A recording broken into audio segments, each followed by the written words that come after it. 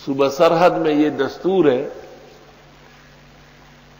رمضان شریف میں جب تراویح ہوتی ہے اور قرآن شریف سنایا جاتا ہے تو ہر 4 رکعت کے بعد پوری مسجد میں چائے بڑھتی ہے۔ وہ ملک چائے کا ملک ہے سر، اور ایک کونے سے دوسرے کونے تک بغیر کسی پیالی کے کڑنگ کے ایسے ماہر ہوتے ہیں وہ نوجوان۔ یہاں اگر ہم نے کہا کہ چائے بانٹو تو آدھی ادھر گر جائے گی، آدھی ادھر، ایک تالاب کھڑا ہو جائے گا، اس لیے کہ یہ تو نازنین بڑے۔ ساری زندگی جو ہم نے وہاں تراویح پڑھی تھی تو چائے پی چکے تھے۔ جب بنوری ٹاؤن میں داخل ہوا، رمضان شریف کا مہینہ ہے، اتنی بڑی مسجد، میں حیران تھا کہ چائے نہیں، یہ کیا بات ہے۔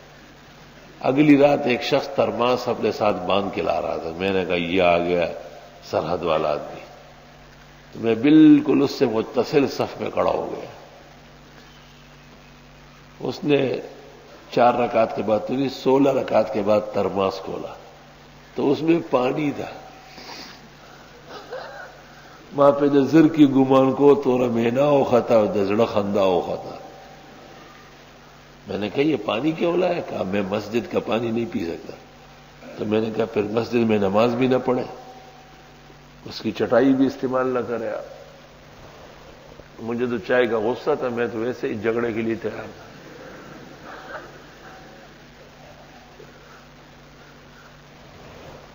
اچھا اور سن لیجیے جی،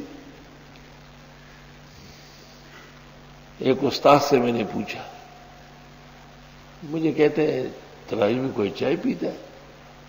میں نے کہا آپ نے صبح سرحد میں کہا وہ ایسے ہی بیکار لوگ ہیں۔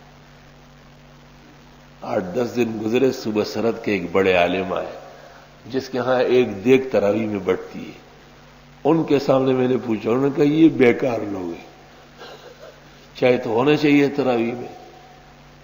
یا رب،